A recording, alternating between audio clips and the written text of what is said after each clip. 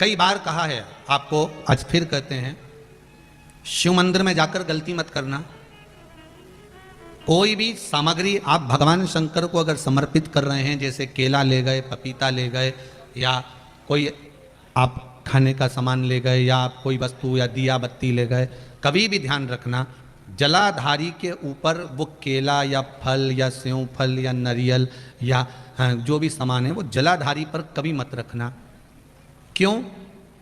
जलाधारी पर अगर हम कोई फल वगैरह वस्तु रखते हैं तो हमारे ऊपर भार बनता है।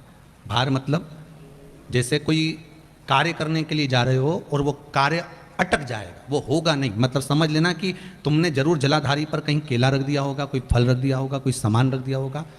जलाधारी पर केवल पूजन का सामग्री, आप स्नान करा रहे हो जलाधारी पर डालिए, आप कुंकू लगा रहे हो, चंदन लगा रहे हो, अबीर लगा रहे हो, गुलाल लगा रहे हो, आप जलाधारी पर लगाइए। फूल चढ़ा रहे हो, बेलपत्री चढ़ा रहे हो, आप जलाधारी पर लगाइए। शिव पर चढ़ाओ, बाकी के माँ जगतजननी का जो स्थान है वहां चढ़ाओ। पर और एक बात और ध्यान रखना, जलाधारी पर भूल से भी कई माताएं दिया जलाकर रख देती है, समझ लेना वो अपने भाग्य पर अंधेरा करने के लिए उस दिए को लगा रही। बहुत बहुत गलत बात है।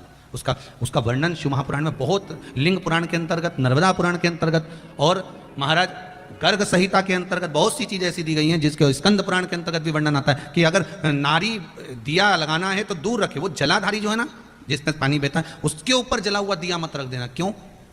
कहते हैं उसके घर के बेटे बेटी बहू पोता पोती कभी भी उसे सुख प्रदान नहीं कर सकते। उसके घर में हमेशा क्लेश रहेगा, चिड़चिड़ प्रवृत्ति रहेगी, युद्ध लड़ाई झगड़ा ये सब पारिवारिक चलता रहेगा, या देवर जेठ जेठानी का भी झगड़ा चलता रहेगा, पर वो सुख का भान नहीं कर सकती। अगर दिया जलाधारी पर रख दिया तो